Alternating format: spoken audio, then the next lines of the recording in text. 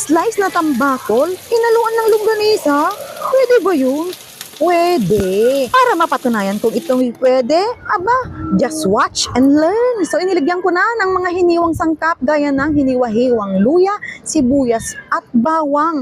At syempre, inilagay ko na rin yung longganisa sa pinakailalim. 2 piraso nga pala yan at hinati ko lang. So, naging 4. At ito na, isinunod ko na yung slice na tambakol at nilagyan ko uli ng mga sangkap sa ibabaw. And next is dadurog na paminta. And later on, lalagyan ko na yan ng asin. At sunod na yan yung tubig. Isinalang ko na yan sa apoy at sinain ko muna. At ito na at kumukulo na. Nilagyan ko na nga pala ito ng suka, mga ante. Alam nyo, hindi ko na-videohan. So ito na nga, malapit ng maluto. Ano ba yan? Dahil garlic flavor yung ating longganisa, abay, ang bango at ang sarap niya talaga. Kung ako sa inyo, try nyo din itong manglutuin yung ganitong recipe at hindi kayo magsisisi.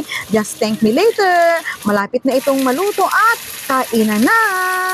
Thank you so much for watching at kung nagustuhan mo ang aking video, pwede rin yung itong i-share at mag-subscribe. Thank you so much. See you next time!